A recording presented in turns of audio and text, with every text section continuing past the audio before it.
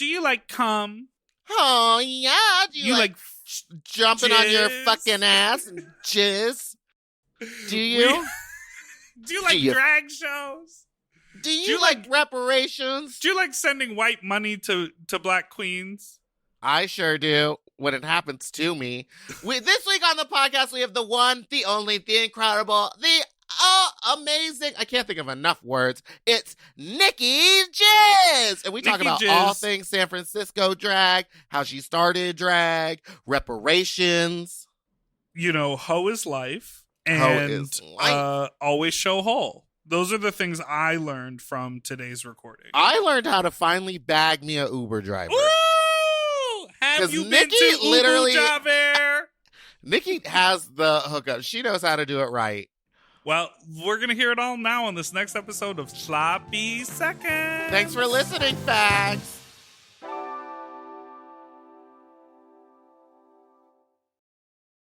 Forever.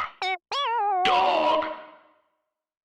When your first choice is a big old bus, you turn around and boom, you end up with a sloppy seconds. Oh, diva.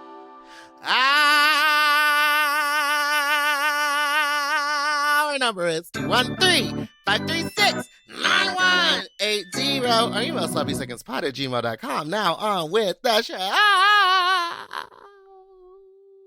Hi, you slops, you stupid little fucks, you nasty little fucks, you dirty little fucks, you stupid little fucks, you nasty little fucks, you dirty little fucks.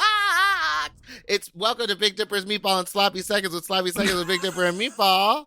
I'm Meatball and that's Big Dipper. Hello. And Meatball, happy birthday. Thank you. See, this is going to be so funny because our Tuesday episode was about me saying it's my birthday and it came out today on my birthday, but today's actually my birthday and it's the Friday episode. So it's a continuation.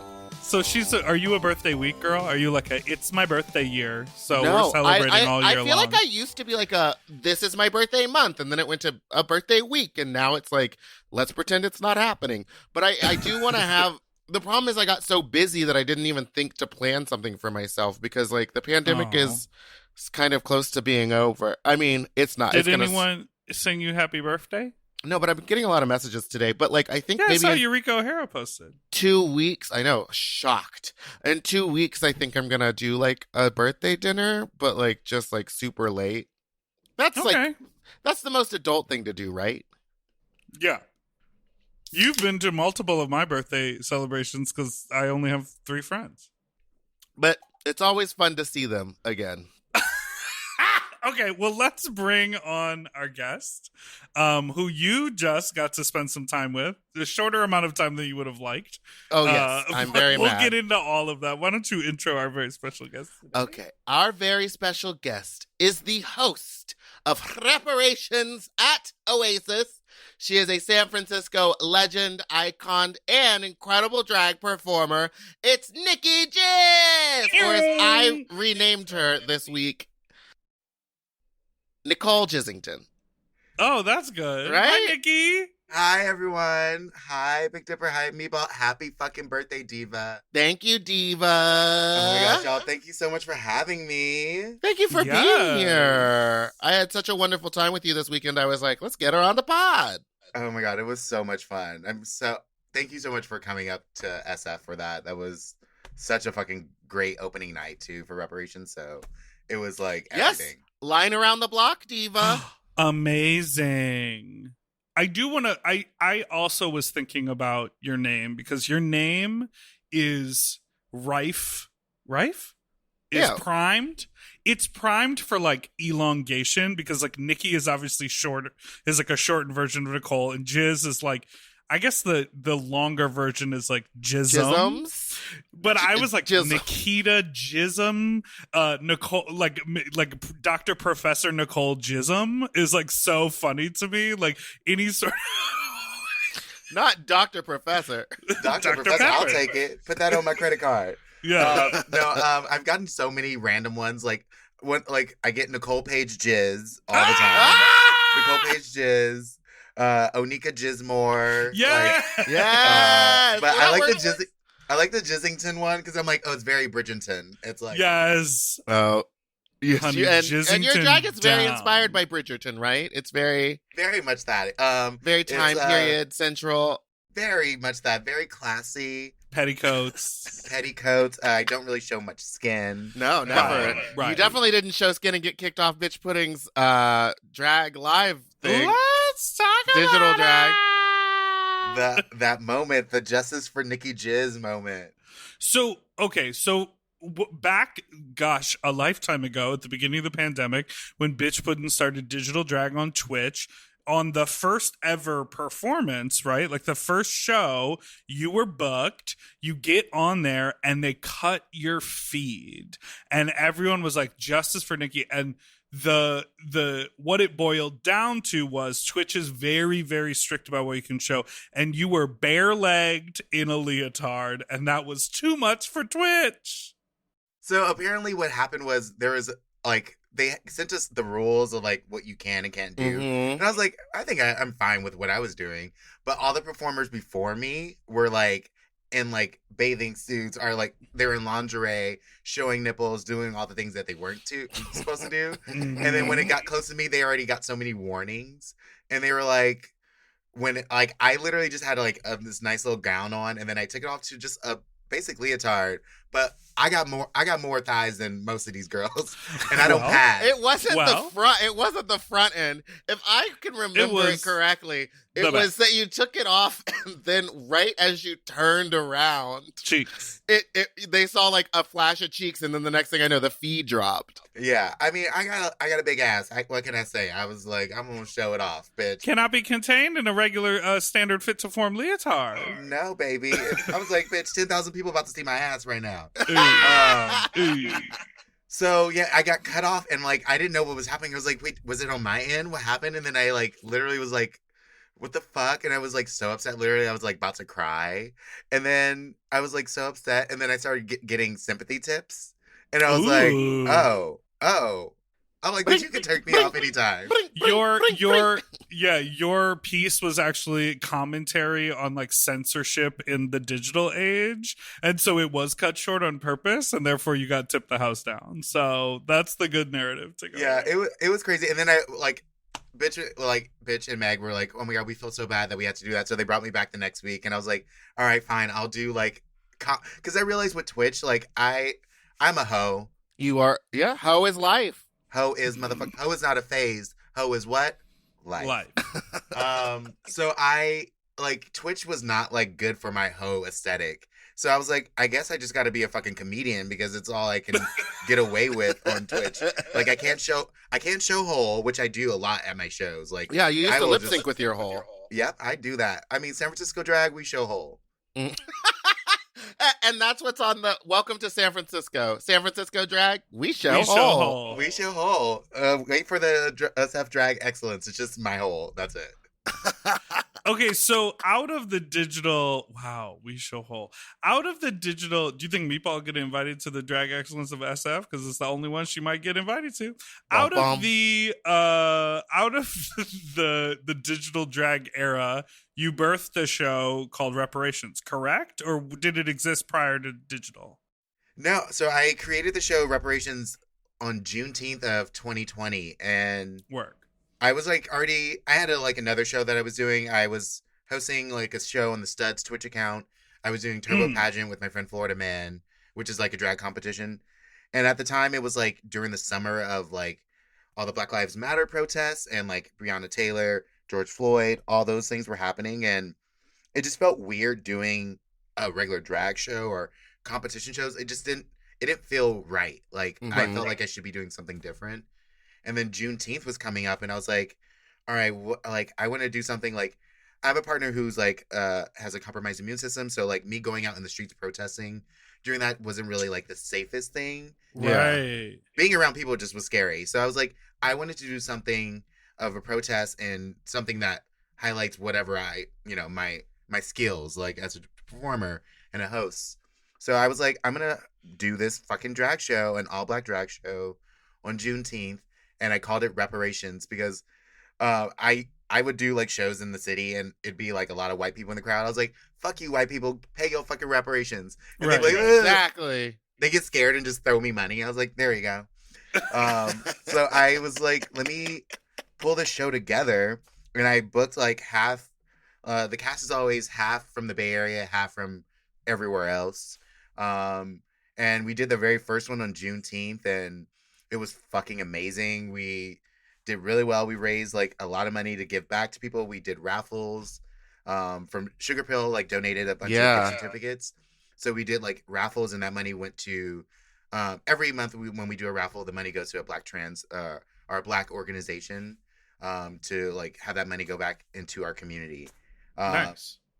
And the whole point is like it's for like to celebrate Black artists and to amplify their talent, to give them a spotlight. And not just like on a Nicki Minaj night or Beyonce night when like, because that's the only time some of us got booked at big shows. It was like, right, you know, everybody like when you do a group number and you're Lady Marmalade, I always got to be Little Kim. But also arguably the best. Yeah, the best one. Yeah. Maybe I want to be Maya. Okay, Yeah. I mean, nobody wants to be Maya. No one wants to be like, Maya. Wow. But Christina Aguilera doing that riff seems fun sometimes. I know, Yeah, and of course. sometimes I want to do that. Sometimes I just want to, but you know, Little Kim's part is the best, though. And it's like, But I completely understand what you mean. I get that. It's like wild to think of it like that. And I know it happens out in LA a lot too, where it's like theme nights are the nights that the girls of color get booked, and it's like that feels bad. No, fuck that. And I was like, fuck it, I'm gonna do Reparations, where every night is Nicki Minaj night, every night is Beyonce night, every night is like whatever, like all Black excellence. And we've been doing it. I started on Juneteenth of last year, and we did it digitally until this Juneteenth. And then we just had our very first real life version of it last week we're doing it second Fridays at Oasis. And it was fucking awesome. It's cool that Oasis is hosting it. It was like it's like a perfect stage. It's a perfect theater venue for that. And you, Mama, did you sell out? Or was it we were capacity? close to selling out, but we were fully packed in the bar. Like, yeah, because I couldn't go up the stairs. It was insane. Yeah, I think we were like 15 away from being like sold out. But ooh, so we were, that's incredible, but including like guest lists and everything. So yeah. We definitely hit our mark. Do you think anyone was offended? My favorite part about the whole thing is that white people had to pay more to get in. I was gonna ask, is that do you do that? Yeah. Yes. I love that. Yes. It is called Reparations. This is not lookerations. No hateration in my fucking dancery. No lookerations. You paying to show up to this party.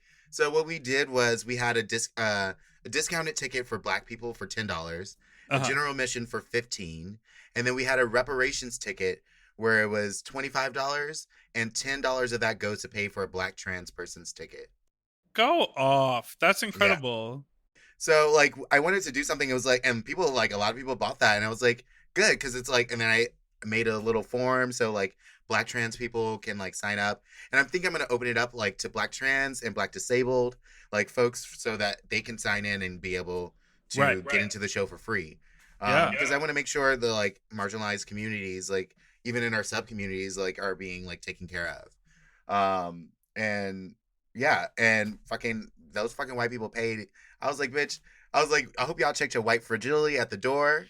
Right. Yeah, you kept reading the white audience. You were like, here's what's happening. You're paying more to get in. You're standing in the back of the show. We're making jokes. This is what's happening. You're at a reparation show. I love that. No. Yeah, I told him, I was like, bitch, if you right here in the front, you better have all your money out. If you ain't got no money, take your ass to the back.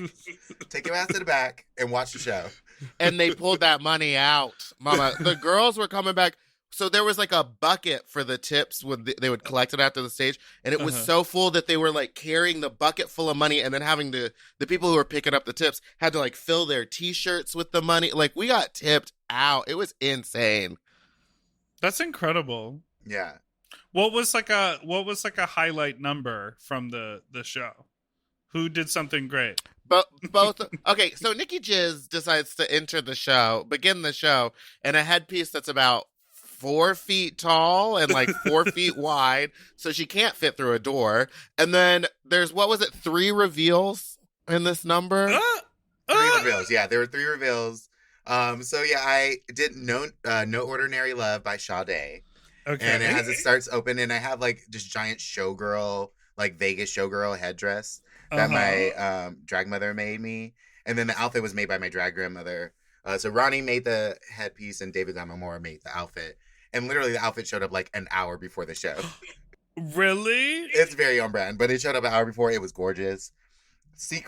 Sequins all over. And yeah, I like hit that mark and just like took off the coat. And then there was 2 skirts. And yeah, I just like gave him a little beautiful. I was like, I'm going to give him glamorous Nicki for a moment.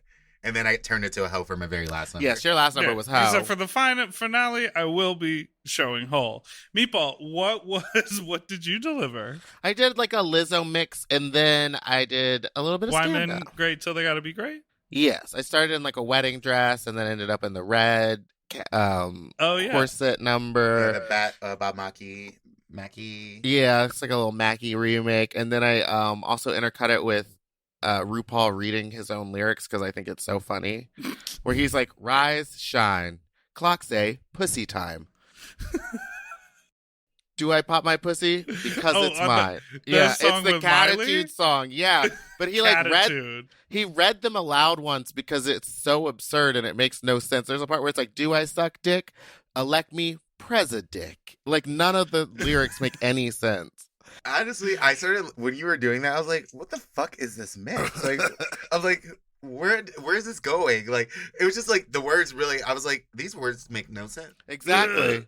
It made absolutely no sense. I know because when we did the rehearsal, you came out of the dressing room and like looked, and you were like, "What is happening here?" And I was like, "Trust me, it's gonna work." Yeah, it was fucking amazing. You killed it. It was a wonderful time. I just kept asking if Heklina was dead, which I think if that ever gets back to her, is probably not going to be a good thing. Well, you know, maybe she is dead. I don't know. Who cares? She's in Palm Springs, right? Didn't she like move to Palm Springs? Yeah, that's where rich white privileged people go when. Oh my gosh. Okay, so when the Did first you say when they're done? When they're done. Well, let's take a break, and when we come back, we're going to hear right black.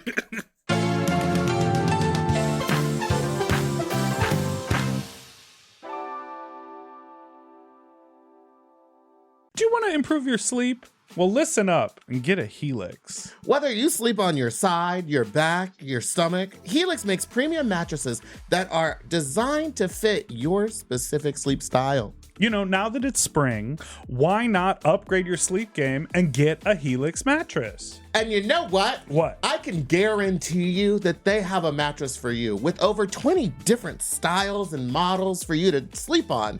I love sleep. I can't get enough of it. And I love my Helix mattress. So ever since I got the big and tall, I know we go on and on about it, but it's a perfect fit for me. I haven't had a mattress before that I was able to select a model from, and I'm so happy I got to do that with Helix. And I, too, have the big and tall model, and it's perfect for my big and tall body. I loved it so much, I got a second one for my guest room. True. Yes, baby. And the people are sleeping great in there when they eventually do sleep in there. Best of all, Helix delivers right to your door with free shipping in the US, and you can get a 120-night sleep trial to make sure that it's right for you. You also get peace of mind because Helix mattresses are backed by a limited lifetime warranty and have been recognized by experts at places like Forbes and Wired. And me. I am a sleep expert too. Period. Go to helixsleep.com/sloppy to get up to 27% off site-wide during their Memorial Day sale. That's helixsleep.com/sloppy, and make sure you enter sloppy seconds after checkout so that they know that we sent you. helixsleep.com/sloppy. Get yourself a Helix. We all have days when we want to eat well, but just don't have the time or the energy to plan, shop, and cook. That's exactly where Factor comes in. They deliver fully prepared meals designed by dietitians and crafted by chefs right to your door. With Factor, you can stay on track with your nutrition goals, whether that's high protein, balanced meals, or overall wellness, without any extra effort. The meals are fresh, never frozen, and ready in just 2 minutes, which makes it easy to fit into your routine. You know, I love coming home after a long day and having a tasty and filling Factor meal. It's waiting for me, and I don't have to worry about shopping. It's quick and easy, and one less thing I need to think about when I get home. You know, I'm feral for fish right now, and I always get my fix with Factor. I recently had their scampi-styled shrimp and salmon, and let me tell you, it did not disappoint. So get Factor today and start enjoying delicious and nutritious meals. Head to factormeals.com/sloppyseconds50off and use code sloppyseconds50off to get 50% off and free daily greens per box with new subscription only, while supplies last until September 27th, 26. See website for more details.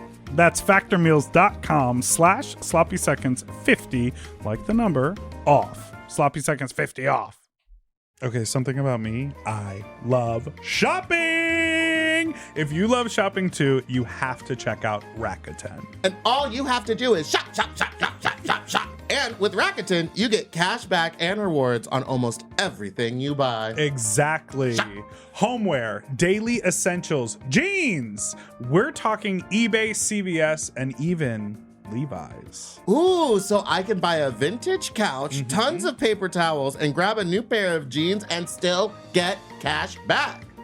And that's not all. You can even stack those rewards on top of sales and coupons. But Big Dipper, how does this magic work? Well, I'll tell you. Rakuten is paid by partner stores to send them shoppers, and then Rakuten passes on some of that money to you, the member. Rakuten is so real for that. Plus, Rakuten has 17 million members who are already saving. Don't you want to become one of them? Join for free at Rakuten.com or download the Rakuten app and start saving money now. That's Rakuten.com or download the Rakuten app today.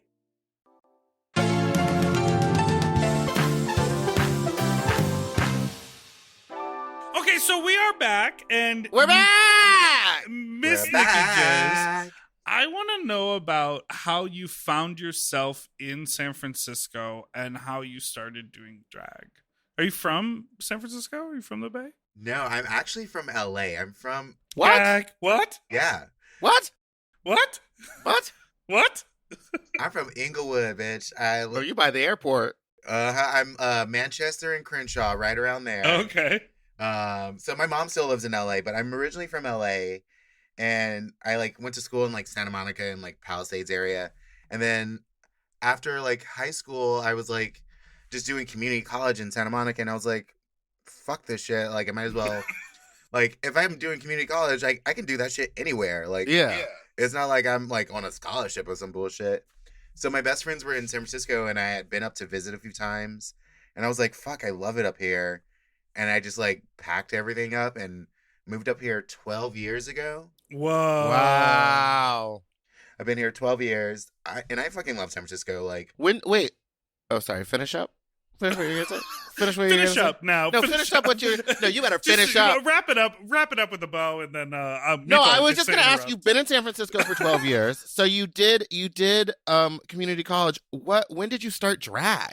What made I didn't start drag until maybe. Wait, what's the year? It's 21. I started drag 6 years ago. I've only been doing drag for 6 years, and I never did drag when I was in LA. When I was in LA, I mostly hung out with I had some queer friends, but I fucked most of them, so then we weren't really friends anymore. And then when I moved up here, I was hanging out with my straight girls, and I would pick off some of the straight girl? I was thinking, of Hey, my My straight straight. girl. It's like Kathy it's the Griffin used to say opposite. my gays. Yeah. yeah, and then I All my straights. pick off some of the frat boys at the parties. Uh-uh. And then when I started really hanging out in the queer scene, I was I would go out to bars like Charlie's here and the Stud. And I would go there and see some of the drag shows, and I'm like, ooh, this place looks fun. I like this. And then one day I ended up doing a drag number at my work party. I used to work for Amoeba Music. Oh, word. cool. Yeah, I managed it for about 7 years, and I've been working there for 12. Wow. Holy shit. I was a full-time working at Amoeba, and then did drag 3 to 4 times a week at one point too. It was exhausting, but we did a work party, and I did an 8-minute Beyonce number, and I thought I was the most bitch. I didn't even shave. I had a little bit of blush, a lipstick, and I went out there in a little shake and go and did an 8-minute Beyonce medley, and I was like, y'all can't tell me shit. I am gorgeous. I look back at it, I was like, girl, you looking busted. That was the beginning of it, and then Just blush. Just blush. I'm amazed I even put blush on, honestly. Yeah, I just started using blush this year. Oh, right. Wait, but that's real, Meatball, right? Yeah. You like never, you used to do your whole face with no blush? Yeah, well, because to be kind of on it, like, black people don't really blush. People of color don't, like, have red in their skin tones at all, so Okay. it looks weird to me. That's exactly why I didn't do it too. I was like, I don't fucking. It looks really weird when I see a black person with, like, red on their cheek, because I'm like, that's, like, not natural. Yeah, I'm just like, I'm not supposed to be. My skin, I have no pink undertones, I have no red undertone, I'm, like, yellows, greens, and oranges. Yeah, that was a part of my thing too. And I was like, maybe. And then I found like a blush that is like more like earth tones. Yeah. Honestly, it's the kimchi, like Naomi, like one, like that one. Oh, like, yes. actually works really well for my like skin tone. So I'm like, all right, finally. I'm like, so I was like, all right, let me try it. I was like, oh, okay, it kind of works. It just like adds a little bit right underneath the highlight. But yeah, I never did it before. And then I was like, because black people don't blush. We don't blush. No. Right. Dipper's just now learning about people of color. I'm also just learning about makeup. I was like, to me, I understand makeup as like eyeshadow, lipstick, blush, and contour. There's more, I'm sure. But that's what I know.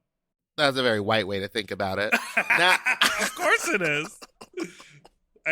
Speaking of, I had a note on the outline, so I'm sending you money for being on our show right now. Oh, perfect. Yeah, reparations, I appreciate it. Yes. I'll take all of the coins. Thank you. Put it back into black pockets. Put your money where your black square is, okay? Ka-ching. Oh my god, the black square. I thought it was genius when you started reparations and we're just like, white people pay up, it's time. Yeah, because, like, it was one of those things, like, last summer when everyone posted that black Instagram square, Oof. but then they were posting thirst traps right afterwards. And it's like, but everyone got their little picture at the protests, and, like, but Oh, yeah. weren't doing shit about it. So I'm like, put your money where your black square is, show up, and if you're not at my party, you're what? Racist. Well, and I said this thing the other day to my friends. They were like, did you know that the Dixie Chicks just changed their name to the Chicks? And I was like, no, they did it last summer when everyone was a racist. Like, it feels like that energy is gone now. Right. But, and like, people have like, they're like, well, I did what I did, but now I'm going to go back to defending my racist faves. And it's like, it's just kind of like, so we learned nothing. It, again, it's just like Pride Month. The minute it's over, the minute you feel like it's done, it's over. But there's like, to me, it's not over. To me, the microaggressions still exist when I live my daily life. But just because there's no protests anymore, I feel like a lot of white people feel comfortable just getting back to regular life. Yeah, they're like, oh, well, that was last summer. I did my march, and then no one, winter hit, and everyone's cold, so they're staying indoors. But like, nah, bitch, get your ass out there. Get a fucking parka. I know you got the North Face jacket. Get your ass out there and continue to protest. And I'm not saying to go burn down police stations, but if you did, I wouldn't be mad. she gave the double thumbs up. Well, yeah, I mean, because it all like it's not one moment. It's last summer was like a moment when the the swinging magnifying glass happened to sort of catch everyone's view to see a little bit more behind the curtain of what has been happening for centuries, and how the things of the atrocities and the genocide and the war crimes of fucking 4 centuries ago continue to dictate every system that we have, especially in this country, but all around the world. And people saw that and they were like, oh, I've never taken a single action like this in my life. So if I post one thing on Instagram, donate to one cause and go for one march, I've done my part. And it's about changing a mindset, which is a challenge every single day. I mean, even in like the smallest little ways, like just back to that blush conversation that we had. I literally had never thought about that because I just thought about makeup as these are all the things that everybody uses. And you're like, oh, there you go. Never thought about that because I am a white person. Yeah, I mean, there's a lot of things people are just like, they just don't put the like thought to it. They want to do as little as possible Right. to check it off. They're like, all right, I did that. I posted this. I showed up there, but it's like, this is an everyday thing. It's a constant thing because it's an everyday thing for being Black. It's an everyday thing dealing with microaggressions, systemic racism. It's like an everyday thing that we have to deal with. I went to school in the fucking Pacific Palisades, which is like one of the richest like fucking neighborhoods in San Francisco. I mean, in LA, and like had to deal with so much shit on a regular basis. And I was so young, I didn't really even think about it. And I think back now, I was like, fuck, I just let that shit like slide because I didn't know better. And it's like all these fucking little things, and it's like, and I was like, oh hell no. And I'm like, I check everyone on every fucking thing. I was like, you said that, give me $1. Hey, the rest of the world works on a capitalistic way. It doesn't mean social justice doesn't need to. You know exactly. What I mean? You're like, this is education. This is progress. You should be paying for this. But you know what I? Yeah, sorry, go. No, go ahead. No, you go. No, you go. No, you go. No, you go. You're the guy. No, you go. No, I realized that I got a lot of my like me yelling at white people to give me money from Meatball actually. Oh, white money. Oh yeah, give me your white money. Oh, I should post about that today. Yeah, I would do that all the time. And then I just realized that I'm like a fin dom to white people because I'm just like, fuck you, white people, pay your reparations. And they're like, here's my money. And I'm like, they love it. They love it. Well, it helps that you're pretty and you show whole, so you're very like people. They feel like, oh, I'm being included to pay my reparation. They're like, wow, I didn't even have to go to Steamworks for this. Not Steamworks. Wait. The Powerhouse? No, God damn it! I was gonna say one more thing about what we were just talking about. I lost. If you forgot, I want to talk a little bit about the stud because I'm not sure everyone in our audience knows a bunch about it. I kind of have what? Oh, you remembered? I remembered, but go for it, and then we'll take a break, and then we'll talk about the stud. Okay. Former guest of ours who was a San Francisco resident for a bit, Leo Herrera. Do you know Leo? Leo makes films. Okay. So Leo posted something yesterday about basically as a call to like to white people who even in passing or casual ways deny the experience of their friends of color. Oh, right. That cashier was racist. They followed me around the store. They whatever. Even the suggestion, even if it's true that person just happens to be an asshole while they're working the cash register, the idea of pushing back in the slightest to say, well, maybe it wasn't racism. Maybe they were just having a bad day. Yeah, I don't like that shit. Like, even if logically in your white brain, in my white brain, in our white brain as white people, you're like, yeah, I've had people be assholes to me because they're having a bad day, and then I just move on. That doesn't change the experience as a whole of people of color in this world that is white-centered. And so I just found his post. He was just sort of explaining. He was like, you can't. That's not a thing that you can do. You can't try to rationalize someone's experience because they had it and you know nothing as a white person what it's like to not be white. That always happens to me if I go to a grocery store with someone and we're being followed around. I'm like, that person's following us. And they're like, no. And then like slowly at the end of each aisle, I'll have to be like, look, there they are again. Look, there they are again. And I'm like, you didn't notice this because it's not something you ever have to think about or deal with. And so you denied it. But like now you're seeing firsthand, this is happening to me. Well, and I know the motivation for it. The motivation is like, no, we can't live in this fucked up of a world. You must be seeing things. You're delirious. Like, humanity is great. And it's like, no, that's a delusion. We as white people are trying to like think about. It is not that. It's that everyone has that implicit bias and it's fucked up. That's all. End of list. Oh yeah, it's complete, and it's like it's something that's just like it's natural, or it's like it is something this fucking country, this world has like put onto people like who are not of color, and it's just like in their head like, oh, I need to hold my purse. Like the amount of times that I've had like women when I'm walking by like pull their purses or things like that. God. And I'm like, bitch, I am a faggot walking around in some fucking high heels wearing a crop top. You think I'm gonna steal your fucking that literally knockoff Coach purse? Just happened I got to my me own in a knockoff. Joann's. I was getting that bouquet of flowers for my for my number. And this woman, she came into the flower aisle where I was, and she stood next to me. And so I was like, she got in my way. So I went around her to the side that her purse was on, and I went to reach for some flowers. And she immediately grabbed her purse and snatched it away from me. And I looked at her and I went, are you fucking kidding me? And I like grabbed the flowers that I needed. And I just was like, what? And I just walked away. But I was like, how fucking dare you chose to stand next to me? You chose to get in my way. And then you're going to act like I'm trying to steal from you. I mean, you should have known you went to Joanne's. That is a white woman's name. Wow. Wow. But I didn't want to go all the way downtown. Joanne. Joanne. It's a different song. Joanne. All right. Well, let's take a quickie breaky. Whack. And We'll be right back. Right black. I can say it. Okay, give me 2 seconds. I got to just make sure the cat is alive.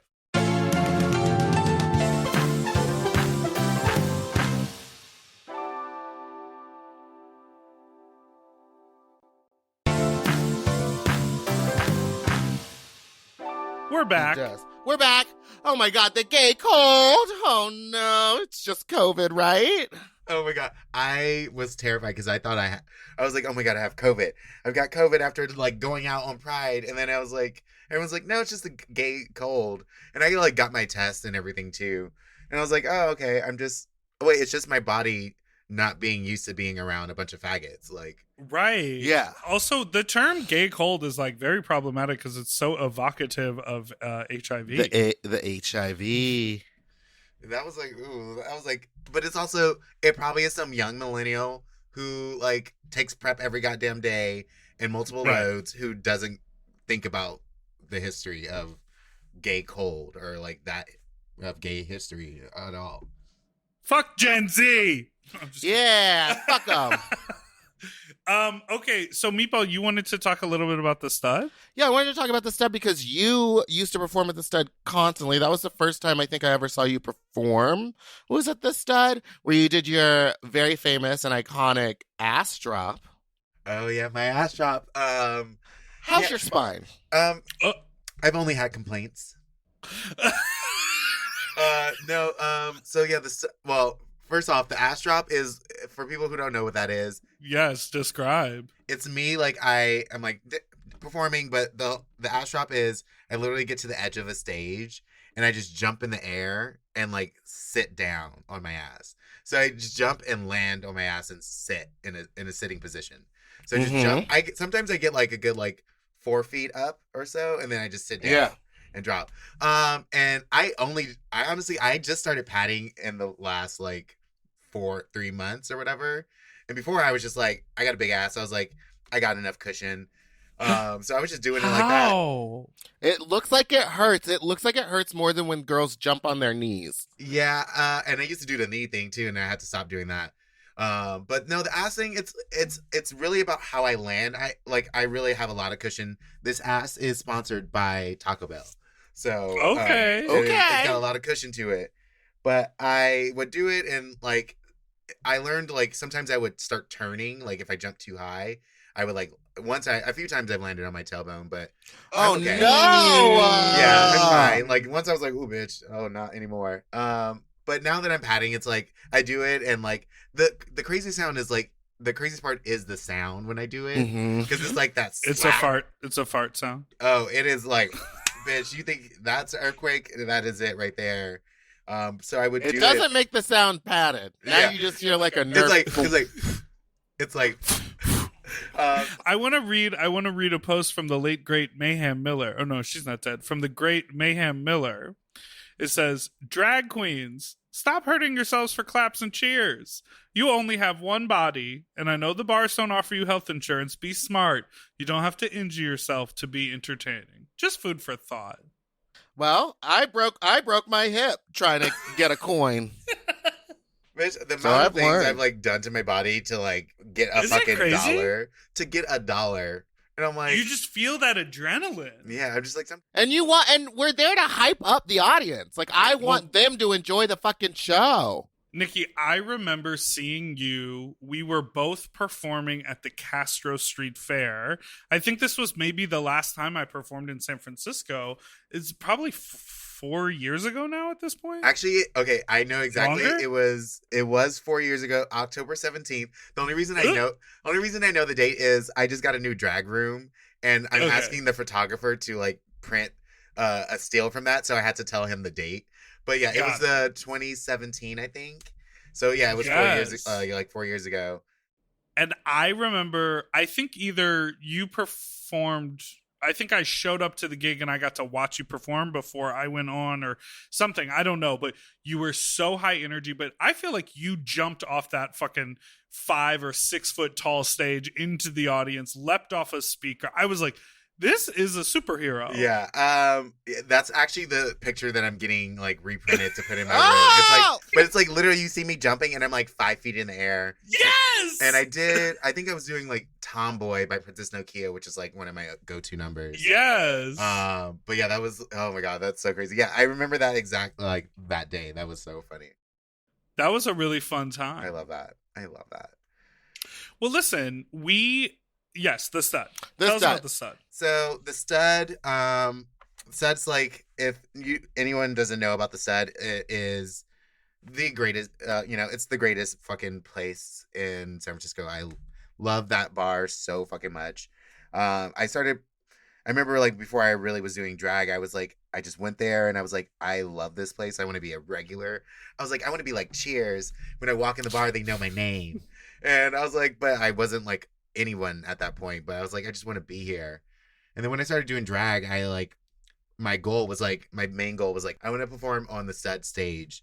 Like there was this party called Club Something that was put on by David Lamamore, Vivi, and Downey. And like, I was like, that is the show I want to be a part of.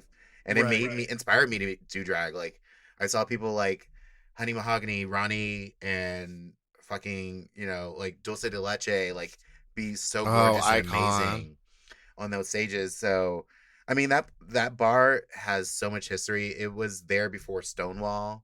I mean, it's moved to different places, but the stud was like there for such a long time. And unfortunately, like last May, they had to close their doors. And we're in San Francisco. We are the most expensive like rent price city in the fucking country. It's insane. And they're the landlord of the owner of the building like raised the rent like insanely amount. Yeah. So they decided like they were gonna have to leave the place eventually anyway, and they were like, you know what, we're gonna close down now so we don't have to pay all this back. And I literally found out that the stud was like closing their doors during the pandemic right before like a digital stream, and I lost it and like was crying throughout the whole entire stream. I mean, I still cry when I think about it. Like, yeah, it's like my favorite place. Like when I'm in the neighborhood, I still like stop there and have a cigarette outside, just like to be. I know. I walked by it when I was just there, and I was like, it's so weird looking now. What I think is cool is that like in the past, so there was also a couple things before they closed the doors. The owner, as like singular owner, left, and now it's a co-op, so it's owned by a group of people, all of whom are business owners, of course, but are also like artists and queer people in the community. It's not like an investment property. And what I think is cool is they made it very, very known that the Stud Collective is full on still in existence, and it's about finding another location to sort of continue the legacy versus like, we're done now, someone's got to start something new. It's just the physical location is over for the moment, and then the stud will carry on, which I think is very exciting. Yeah, I mean, I know like all the collective members, and they were actually, the stud was the very first co-op bar in the country. And now I think there's another one. I think there's another one in the East Bay now. Starline Social Club just became one as well. But the Stud was the very first one ever. And I came up with the phrase for them. I was like, the Stud is not a phase, Stud is life. Because I know it's like, it's the four walls may not be there, but the energy of the Stud is forever living on. Like the Stud was like a great place because it wasn't just like another white cis gay bar. It was like a bar for queers. It was a bar for everyone. Like a lot of the lesbian bars were closing down, and like it was a place that I knew a lot of like femme and queer and non-binary like folks and people of color felt really comfortable there because you didn't have to worry about like circuit queens or fucking, like, leather daddies from the Eagle or like being like rude or racist or whatever bullshit. So like instead was like, it was my home. Like I fucking love that place. I did ass drops there every goddamn girl on that stage that can't really handle a lot of. They're like, don't step in this area, you'll fall through. I was putting dents in that thing, and then there was a bar, like this hidden bar up top above the stage, and I would jump on there. You would and swing on I would it. literally swing like fucking Tarzan, like up and then do a like land on it. I would swing from that thing like all the time. I've only missed it once. One night I missed it and I fell through the audience. But it was like 2 a.m. No one was really around, so and I played it off. But I miss the set a lot. But it'll be back soon. We'll find a new place for it. And I told them they have to put a bar so I could swing all around the bar all over again, like a jungle gym. But I love that. That's amazing. Great. All right. Now we're moving on to our next segment, which is Fuck Talk.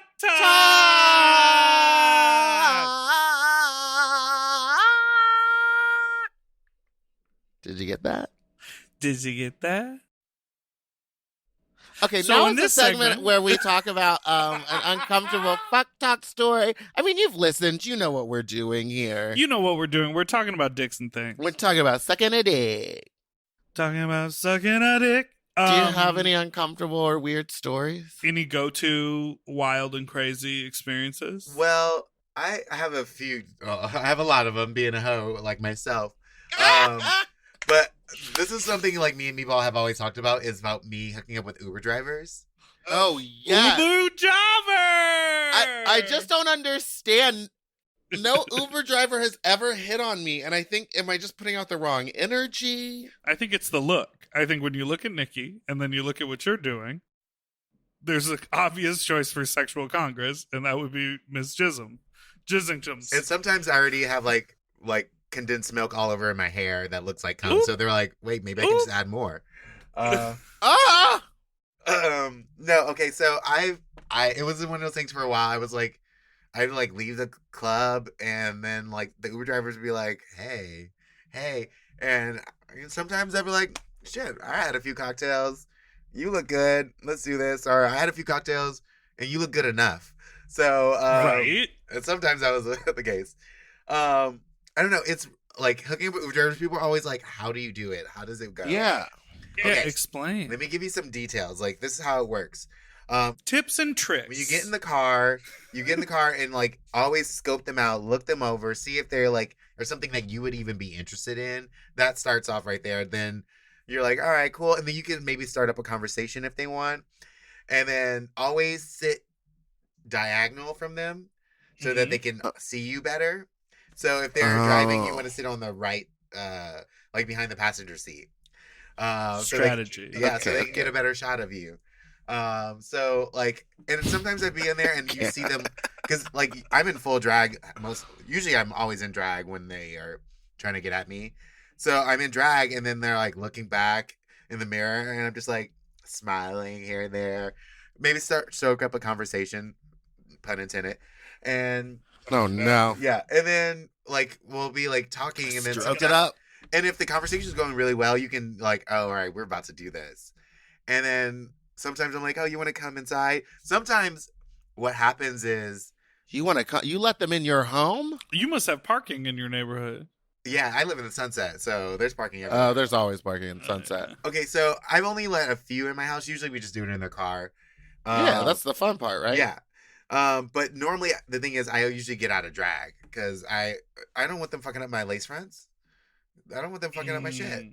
So they you really know because I've obviously heard lots of stories where it's like, you know, certain chasers don't know the full ins and outs of the spectrum of gender expression in the queer community, and so a friend of ours, Meatball, who may or may not listen to the podcast, who is a trans woman, said she was on a date and basically told her tea to her date, and as they were driving along there was a All-Star 6 promo billboard on the highway, and her date said, "Oh yeah, that's the most famous transsexual in the world," and pointed to RuPaul. That was the quote from her date, and she was like, "You're gonna have to go ahead and drop me off now. We're going home. We're going home. I'm going home." And so that's interesting that so they understand that you're gonna then go get out of drag. Most of them I like get out of drag. I mean, okay, there was one dude. They can fuck you out of drag. Okay, so I've only had sex in drag like a few times, and usually it's with people I know. But this one dude, usually, but this one dude, he like. So sometimes what happens is you'll get out of the car and they're just like sitting there still, and then I like walk back. I was like, "Did I forget something? And this one guy, I went back and I did it, and I was like, "Did I forget something?" And he's like, "Big ass dick just right there." Like, and he's like, "I think so." I was like, "I think I did too. I think I forgot something." And I was like, "I'll take this off." He's like, "No, I want you to keep it on." And I looked at it again. I was like, "Okay." And I was like, so I mean, I did run it back inside and got a shake and go. I put on one of my pussycat wigs. Right. That's a lot of traveling back and forth. Once I got inside, I'd be like, well, no, because I had my luggage and I already took it out of the car. I'm not going to put it back in the car. So I like dropped it in the house, put on a little pussycat wig. Because he looked like a dude who was like very he was about to manhandle me.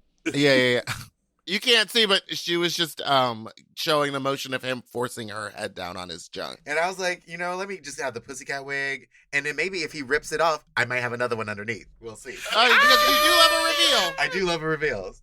But no, that was like, we hooked up like literally outside of like right outside of like my house, like just right there. Double parked. We didn't even park. It was just like, I just did it. And it was hot. That was good. But yeah, hooking up with Uber drivers, always look at their pictures. Always look at them, because sometimes it's not them. Sometimes they got a friend driving. Yeah. And you're like, "Oh, wait, I'm looking at this. This is cute." And then you're like, "Oh, wait." But you know what? The shitty thing is, if you can hook up with an Uber driver and you know you're going to fuck them before you get home, have them turn the meter off. Because so many times I forgot to tell them that and I still paid. No. So I was like, well, is this like a 2-for-1? Did I just do sex work? Like, did I? This is why everyone needs to send Nicki some money. Yeah, send me money. Yeah. Because she lets the meter run. Paying for Uber dick. Yeah, bitch. Well, I do have a 4.8 rating on Uber. Okay. So I did So someone didn't like the way you huck yuck. Yeah, one person was like, "Well, I wanted you to keep the pussycat wig on." Oh no. I think I have a 4.7, and I truly believe it's because I think I get low ratings because I'm in drag. I mean, Could it be just your attitude? I don't talk to them. Mm. Oh. I don't talk to them. yeah. I do not Good talk for to Uber drivers unless I'm you. trying to fuck. Unless I'm trying to fuck. I don't want to talk to y'all. I'm like, I don't want to look out the window. I gotta be on Twitter. I gotta I gotta see who's fighting on Twitter. That's amazing. Well, I love those tips and tricks. I haven't been in an Uber in a long time, but it's always been. A friend of mine just told me casually. He was like, "Oh yeah, I was at the grocery store and I saw this really hot guy, and he noticed I was checking him out. Then he disappeared around the aisle, and he came back with his boyfriend, and they were both really hot. And they came up and they were like, 'What's up?' And then we all fucked later that day." I was like, "You met a person in real life, not on an app, and it was hot, and you had a threesome that day? Like, that is a lost art form, because we are just so used to meeting on apps, not meeting in person. And in the last year, every stranger we meet has her face covered." Oh, wait, can I tell a very quick story? Sure, and 'Cause then this- we're gonna wrap up. Yeah, this just happened to me when I was hosting a party recently, and I was like, the joke of the party is that I hand out cups, like the hanky code. Each cup color means that you're like something else: pink femme top, blue power bottom, black dead inside, red down the Wow, front. identity as a joke. How incredible. Listen, I didn't come up with I'm it. just joking. It's just my job to sit there and hand them out. Now, I was giving people little jokes as they came in because I was getting bored. So I would be like, oh, and just so you know, the cruising area is all the way to the back. And by the right, there's urinals in there. It's the bathroom. And it was just like being goofy. And so these two guys came in and they had a dog with them, which I was already like, don't bring your dog to a fucking bar with like loud music. Please just don't do that. And so I go to the bathroom like a little bit later in the party, and I see the dog tied up in the handicap stall. And I was like, what is going on? And I open the door, and the two of these dudes fully butt-ass naked, like clothes in the corner, fucking in the bathroom stall. They came together? They came together and fucked then they in the took bathroom your stall. advice. And fucked in the bathroom stall. And I was like, oh! And they were like, thanks for the advice. And I was like, yeah, absolutely, yes. Absolutely go the fuck off, But queen. with their dog tied up staring at them. I know. I mean, that poor dog has probably seen so much prolapse in their life. These guys look like walking prolapses. All right. But why were they having... I don't get why people take off their full clothes.